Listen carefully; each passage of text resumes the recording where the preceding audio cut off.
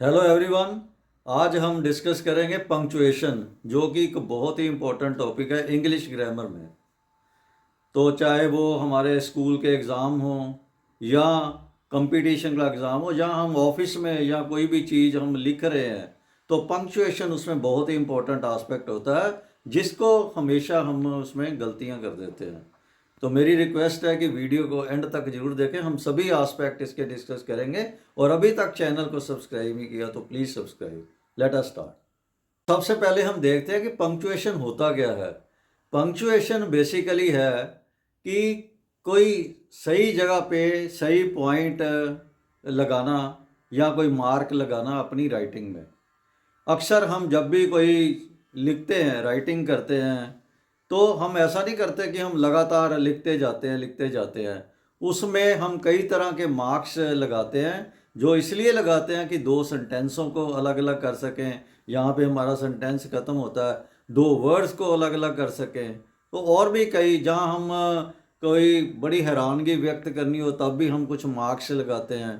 तो इसके साथ ही कई बार हम प्रश्न भी पूछते हैं, तब भी हम पंक्चुएशन मार्क लगाते हैं। तो हम डिस्कस करते हैं कि कौन कौन से पंक्चुएशन मार्क है और कैसे कैसे उनके लगेंगे। तो हम ब्रॉडली हमारे जो पंक्चुएशन मार्क होते हैं, एक होता है फुल स्टॉप। ये यहाँ पे ये वाला साइन डॉट लगाया होता है। हम कहाँ कहाँ यूज़ कर रहे हैं एक एक पकड़ के हम डिटेल में चर्चा करेंगे। उसके बाद आ जाता है कोमा, ये वाला यूज़ करते हैं। सेमी कॉलन ये होता है, कॉलन हमारा ये होता है, क्वेश्चन मार्क ये होता है, और एक्सक्लामेशन मार्क होता है, वो ये होता है हमारा। तो ये बेसिकली 6 तरह के हमारे पंक्चुएशन मार्क्स होते हैं। तो इनको एक एक को हम लेके उसके बारे में पूरी डिटेल में चर्चा करते हैं। सबसे पहले हम डिस्कस करते हैं फुल स्टॉप। फुल स्टॉप, इसको हम ग्रेटेस्ट पॉज भी कहते हैं या सेपरेशन भी कहते हैं। ये यहाँ हम यूज़ करते हैं जब कोई सेंटेंस कंप्लीट होता है, कोई डेक्लेरेटिव जो अफर्मेटिव सेंटेंस कंप्लीट होता है, वहाँ पे हम फुल स्टॉप यूज़ करते हैं। जैसे Ramesh has finished his work, मतलब ये कंप्लीट सेंटेंस हो गया ना, रमेश ने अपना काम खत्म कर लिया। तो यहाँ पे हम लगाएंगे फुल स्टॉप, ये वाला सेंटेंस पूरी तरह से खत्म हो गया।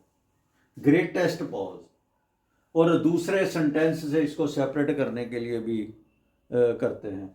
अगर वैसे ही हो जाता Ramesh has finished his work, Neela has fallen down, तो इसकी कोई सेंस नहीं बनेगी, ये क्या सेंटेंस है।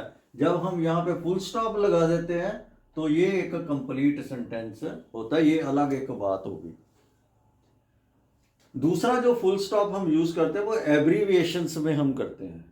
जैसे MA, MP, UNO, सबके बाद हम ये फुल स्टॉप लगाते हैं। लेकिन जो मॉडर्न इंग्लिश है उसमें हम एब्रीविएशंस का में भी वो ये वाला जो है ना फुल स्टॉप लगाना, ना भी लगाए तो उसको सही माना जाता है। जैसे MA को हम इस तरह से भी लिख सकते हैं और ऐसे भी लिख सकते हैं। MP को हम इस तरह से लिख सकते हैं, MP को ऐसे भी लिख सकते हैं। UNO, उसको भी UNO इस तरह से भी लिख सकते हैं।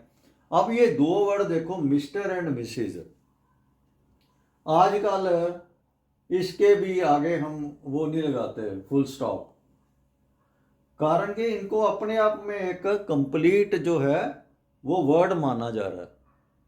ये मिस्टर है, ये मिसिज है। तो इस तरह से हमारा जो फुल स्टॉप वाला है वो हम इन तरह के जो चीज़ें होती है, एक तो डेक्लेरेटिव सेंटेंस यहाँ भी खत्म होता है सेंटेंस, वहां पे लगाते हैं। दूसरा एब्रीवेशंस में लगा सकते हैं। अभी हम बात करेंगे कोमा कहाँ कहाँ हम लगाते हैं। तो कोमा जो है इसको हम शॉर्टेस्ट पॉज भी बोलते हैं। मतलब इसको जो फुल स्टॉप तो है ना, कंप्लीट स्टॉप, ये जो कोमा होता है वो शॉर्टेस्ट सबसे छोटा पॉज। जैसे दो शब्दों को हम अलग अलग करते हैं, तो हम एक एक करके इसको देखते हैं। तो इसको कोमा हम पहले तो इसको बोलते हैं शॉर्टेस्ट पॉज। और लगाते कहाँ गए, सबसे पहले हम ये लगाते हैं यहाँ एक कोई सेंटेंस हो जिसमें बहुत सारे जो वर्ड्स यूज़ किए हों, और एक वर्ड को दूसरे वर्ड से सेपरेट करने के लिए हम कोमा का प्रयोग करते हैं। तो जैसे देखिए England, France and Italy formed an alliance. उन्होंने एक अलायंस बना दिया, अपना गठजोड़ बना दिया। इंग्लैंड, फ्रांस और इटली, ये तीन अलग अलग हो गए। तो एक इसमें चीज क्या ध्यान रखनी, अगर ये दो हों तो तीन हो मान लो, तो पहले इंग्लैंड में भी एक के बाद कोमा आ जाएगा, फिर फ्रांस आ जाएगा। लेकिन जब थर्ड वाला, लास्ट वाला किसी में भी अगर यहाँ पे होता England, France, Germany and Italy, तो यहाँ जर्मनी पे भी कोमा आ जाना था, लास्ट वाले में एंड आना है। तो यहाँ पे हमने तीन को अलग अलग किया है, England, France and Italy formed an alliance. तो वहां पे हम कोमे का प्रयोग करते हैं कि एक कंस्ट्रक्शन में, एक सेंटेंस में दो वर्ड्स को हम जो है अलग अलग करने के लिए। अब ये देखो एक सेंटेंस है, Rakesh, Mohan and Neena have gone to market. अब ये देखिए, अगर ये राकेश मोहन, और यहां से क्या पता लगता है, राकेश, मोहन और नीना वो बाजार गए हैं। मान लो ये राकेश मोहन दो अलग अलग नाम है, ये राकेश है और ये मोहन है, तो ये हो जाएगा राकेश, मोहन और नीना बाजार गए हैं। अगर तो ये एक ही है तो यहाँ कोई आएगा नहीं कोमा। इन दोनों को आपस में सेपरेट करने के लिए यहाँ पे हम कोमे का प्रयोग करते हैं। तो कोमा सबसे पहले हम वहाँ यूज करते हैं जहाँ एक ही सेंटेंस में दो वर्ड्स को अलग अलग करने के लिए।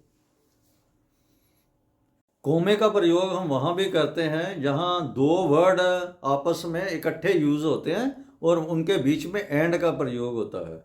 तो जैसे ये देखिए, we should be devout and humble, ये दोनों इकट्ठे यूज किए हैं, इसमें बीच में एंड का प्रयोग है, वहां हमने कोमा लगा दिया। चीयरफुल एंड सीरीन, हमें डिवाउट मतलब भक्ति में होना चाहिए और साथ में हम्बल भी होना चाहिए, और चीयरफुल खुश मिजाज भी होना चाहिए, शांत भी होना चाहिए। तो इसमें हमने इस तरह से यूज किया कोमे का।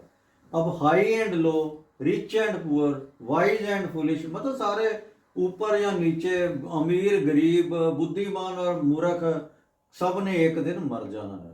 तो यहाँ पे देखो एंड का प्रयोग है, दो इकट्ठे वर्ड्स है, तो वहां भी हमने कोमे का प्रयोग किया है। कोमे का प्रयोग हम वहां भी करते हैं जहां किसी को एड्रेस करते हैं, बुलाते हैं यार। जैसे how are you Mohan, Mohan तुम कैसे हो, तो यहाँ पे हाउ आर यू, यहाँ हमने कोमे का प्रयोग किया, उसके बाद लगाया Mohan. Come into the garden Reena, भाई बाग में आ जाओ रीना, तो हमने ये सेंटेंस यहाँ में उसको एड्रेस करने के लिए हमने साथ में इसका प्रयोग कर लिया। तो हम ऐसे भी कर सकते हैं, मोहन पहले लगा के हाउ आर यू, रीना, फिर यहाँ रीना के बाद फुल कोमा आना था, कम इनटू द गार्डन, यहाँ पे फुल स्टॉप आ जाना था। तो इस तरह से जहां भी होता है एड्रेस करते हैं, तब भी हम कोमे का प्रयोग करते हैं। अब कोमे का प्रयोग हम वहां भी करते हैं यहाँ पे कोई फ्रेज हो किसी सेंटेंस में, उसको अलग दिखाने के लिए। जैसे देखियो, Milton the great English poet was blind, तो अगर ये सिंपल होता मिल्टन वाज ब्लाइंड, तो कोई कोमा नहीं आना था, क्योंकि हमने ये फ्रेज यूज किया है द ग्रेट इंग्लिश पोइट, तो मिल्टन के बाद भी कोमा आया और जहां फ्रेज खत्म हो गया उसके बाद भी कोमा आया। अब दूसरा सेंटेंस देखो, Pandit Nehru the first prime minister of India died in 1964, अगर होता पंडित नेहरू डाइड इन 1964 तो किसी तरह का कोमा नहीं आना था। अब क्योंकि हमने फ्रेज लगाया the first prime minister of India, तो यहाँ पे पंडित नेहरू के बाद भी the first prime minister of India जहां खत्म होता है वहां भी कोमा लगाया। कोमे का प्रयोग हम वहां भी करते हैं जब किसी सेंटेंस के बीच में हम कोई वर्ड डालते हैं, फ्रेज डालते हैं, क्लॉज डालते हैं। जैसे he did not however gain his object, कई बार कोई बात होती है ना, उसने बहुत खींचा लेकिन उसका कोई जो मकसद था ना वो नहीं पूरा हुआ, तो हमने यहाँ बीच में हाउएवर डाला, इसलिए ये स्टार्ट हाउएवर से पहले भी और बाद में भी हमने कोमा डाला। अगर ये होता he did not gain his object, उसको अपना कोई जो मकसद था वो पूरा नहीं हुआ, यहाँ हाउएवर हमने डाला तो इसलिए कोमे आ गए, नहीं तो कोमा नहीं आना था, सिंपल चलना था। हिज बिहेवियर टू से the least was very rude, हम ये भी कह सकते थे his behaviour was very rude, तब कोई कोमा नहीं आना था। तो जब हमने टू से द लीस्ट इसमें हमने फ्रेज डाल दिया तो हमारा जो है इसमें कोमा शुरू में भी और एंड में भी है। कोमे का प्रयोग हम एक ही सेंटेंस में अगर दो क्लॉजेज हो उनको सेपरेट करने के लिए भी करते हैं, जैसे the rains descended and the floods came. मतलब ये है अलग अलग क्लॉज है, बिल्कुल अलग बातें हैं ना, लेकिन एक ही सेंटेंस में है। भाई द रेन्स डिसेंडेड, रेन जो है बरसात खत्म हो गई, कम हो गई मतलब, एंड द फ्लड्स केम, उसके बाद फ्लड आ गए। तो यहाँ पे हमने दोनों को सेपरेट करने के लिए यहाँ तक एक क्लॉज है, इसको कोमा लगाया, यहाँ तक फिर दूसरा क्लॉज शुरू हो जाता है।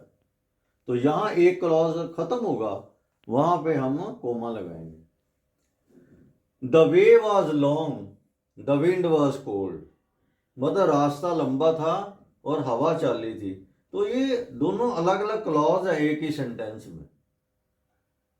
अगर ये सोचा जाए द वे वॉज लॉन्ग एक अपने आप में कंप्लीट सेंटेंस है, द विंड वॉज कोल्ड हवा ठंडी थी, लेकिन एक ही सेंटेंस में है, तो इन दोनों को हमने सेपरेट करने के लिए कोमे का प्रयोग किया।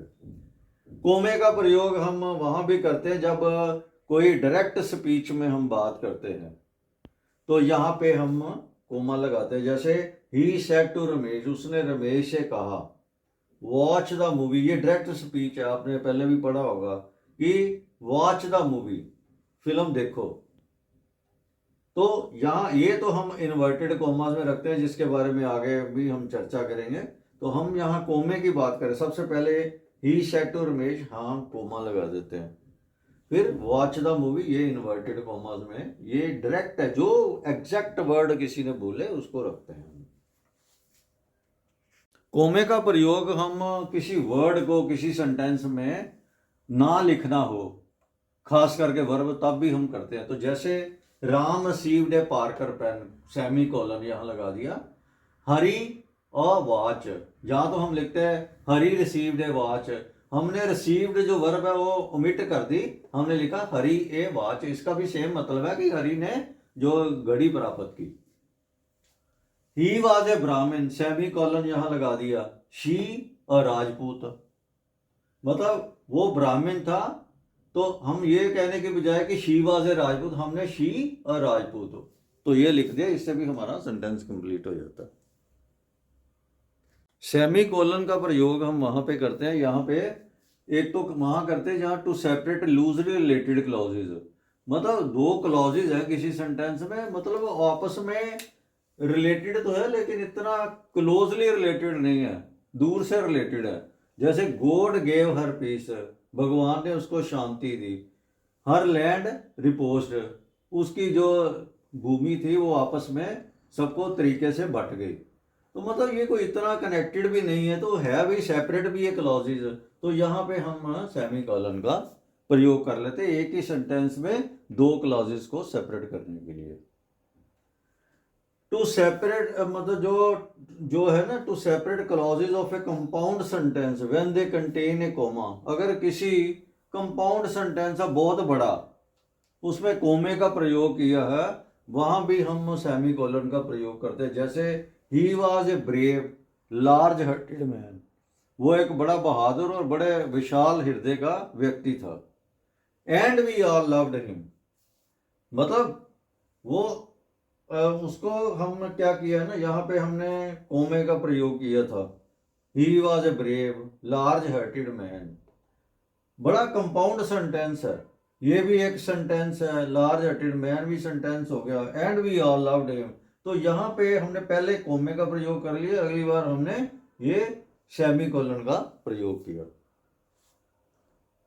जो कोलन होता है वो होता है ये निशान, तो इसको हम प्रयोग करते हैं। एक तो हम किसी की जो कोटेशन, कही हुई बात, किसी महान व्यक्ति की, दार्शनिक की बात को एज इट इज बताते हैं, तब उसका प्रयोग करते हैं। जैसे वैकेंसीज, तो यहाँ पे हमने जो है कॉलन का प्रयोग कर लिया, तो उसकी फुल जो कोट है वो इसके इन्वर्टेड कोमा में अंदर दे देते हैं। Reading makes a full man, writing an exact man, speaking A reading man.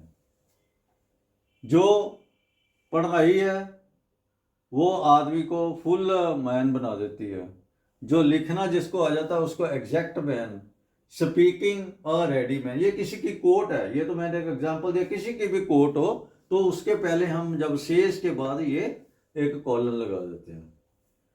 और जब एग्जांपल्स हम देते हैं तो तब भी हम जो कॉलन का प्रयोग करते हैं।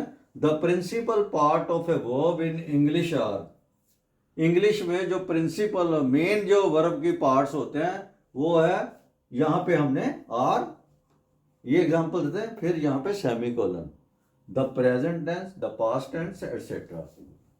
तो ये एक किसी को जब एग्जांपल्स देते हैं तब भी हम एज, फिर आगे आगे हमने लगा देते हैं ना, या आर ए, ये कॉम।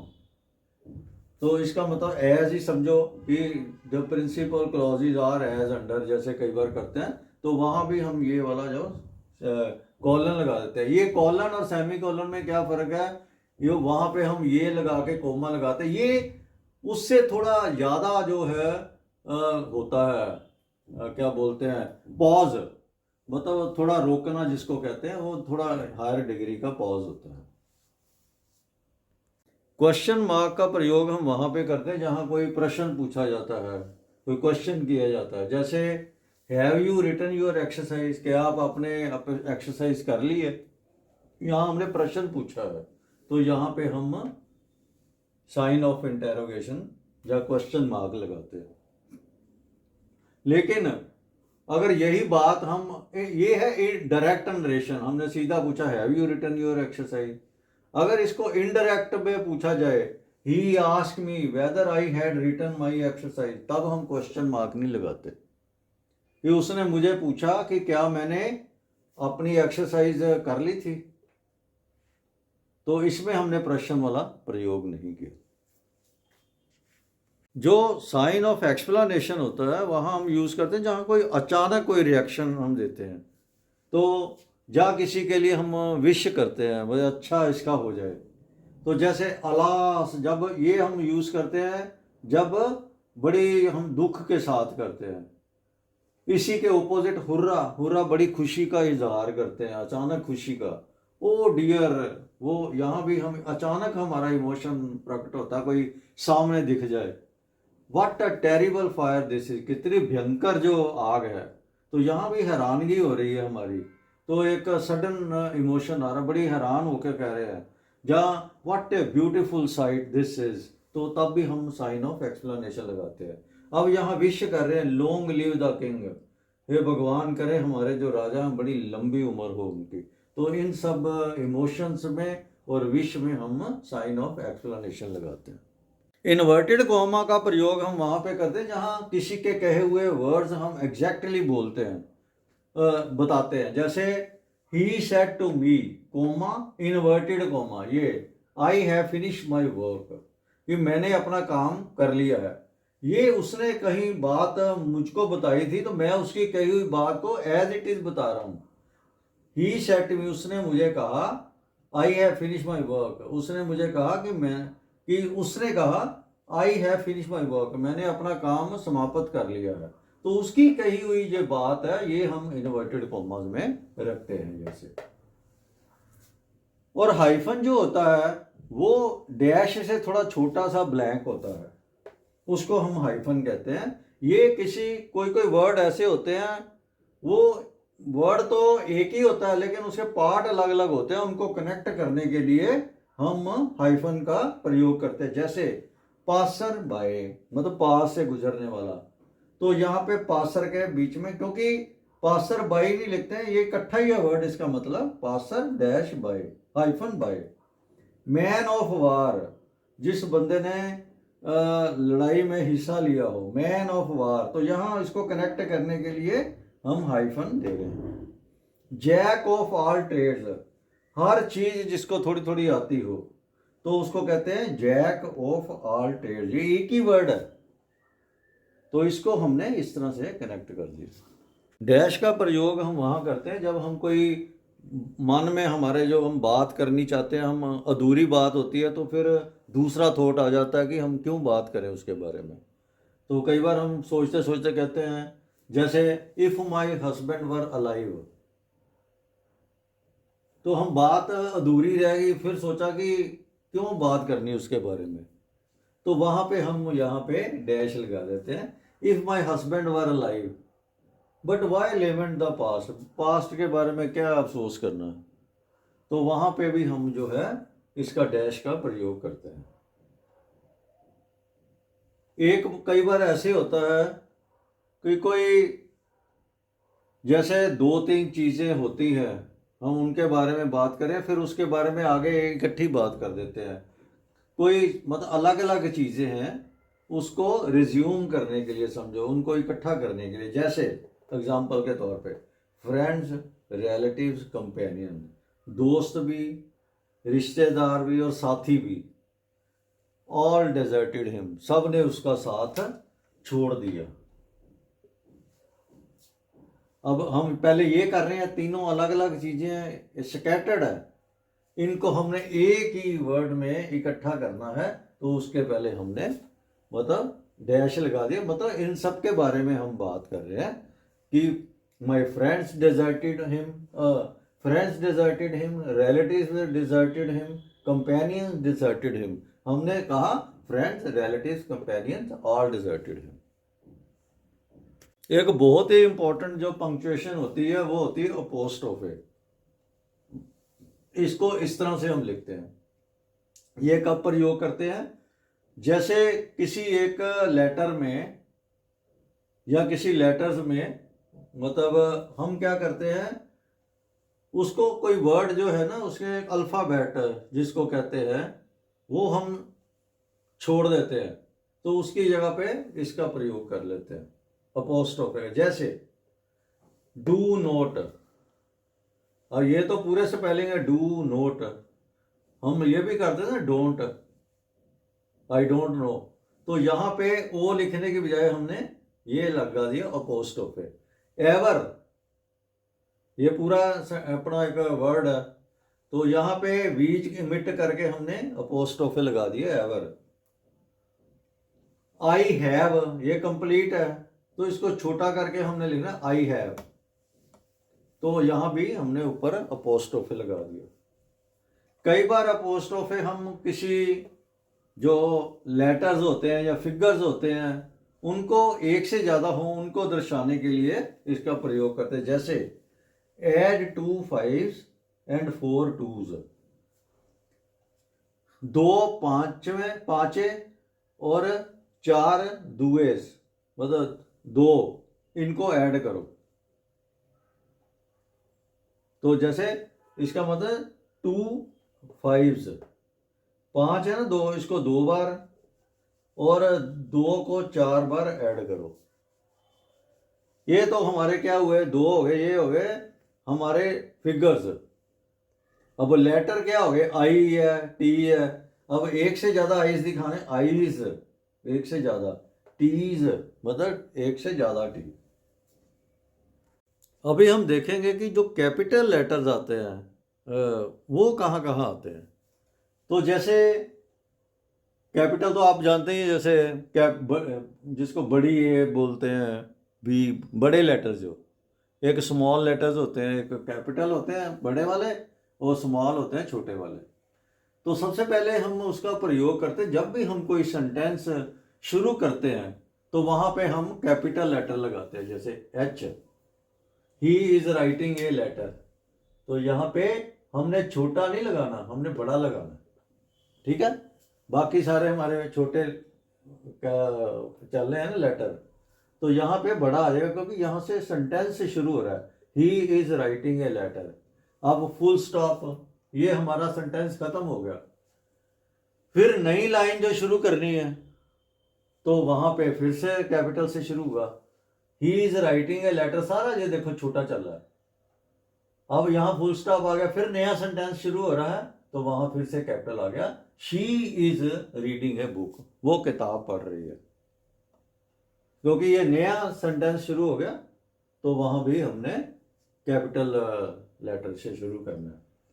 प्रॉपर नाउन्स, जो जगह के नाम, किसी व्यक्ति का नाम या कोई उनसे डिराइव किए हुए, मतलब ये प्रॉपर नाउन इनको बोलते हैं जो किसी चीज़ का नाम होता है, और उनसे जो उनकी विशेषताएं जो उन्हीं से निकलती हैं उनको भी हम कैपिटल से शुरू करते हैं। जैसे दिल्ली किसी जगह का नाम है, दिल्ली का डी कैपिटल, बाकी सारा छोटा। रामा, रामा का आर बड़ा। शेक्सपियर एस बड़ा। अब ये तो थे नाउन, प्रॉपर नाउन थे, चीज़ों के नाम, व्यक्तियों के नाम। लेकिन इसी से जो एडजेक्टिव निकलते हैं, मतलब कहते हैं ना, शेक्सपियर से निकला शेक्सपियरन, ये उसका अंदाज है, जो शेक्सपियरन की शैली जिसको बोलते हैं। तो क्योंकि ये एडजेक्टिव भी जो है शेक्सपियरन, वो इस प्रॉपर नाउन से निकला है, तो वहाँ भी हम लगाएंगे एस कैपिटल, जहाँ शुरुआत वाला वर्ड जो हमारा कैपिटल में आएगा। वो शैली उसको बताता है। शेक्सपियर तो व्यक्ति है, शेक्सपियर उसकी शैली है। To begin all nouns and pronouns which indicate deity, भगवान को कोई चीज़ रिप्रेजेंट करती, भगवान का किसी भी तरह से होगा नाउन या प्रोनाउन, तो उसके साथ हम उसको जो वर्ड को कैपिटल से शुरू करते हैं। जैसे द लॉर्ड, यहाँ तो कैपिटल इसलिए है कि शुरू हो रहा है। अब नहीं तो कोई और चीज़ होती तो एल स्मॉल होता, यहाँ क्योंकि लॉर्ड भगवान की बात कर रहे हैं तो यहाँ एल हमारा कैपिटल है। फिर से नया शुरू हो रहा है, ही, तो he is the God, God का भी जी बड़ा आएगा। तो हमने पंक्चुएशन के हर एस्पेक्ट को इस वीडियो में डिस्कस किया है। तो मैं उम्मीद करता हूं कि आपका पंक्चुएशन अप्लाई करने में कभी भी गलती नहीं होगी। तो अगर वीडियो पसंद आई हो तो please like, subscribe, share and comment. Thank you very much.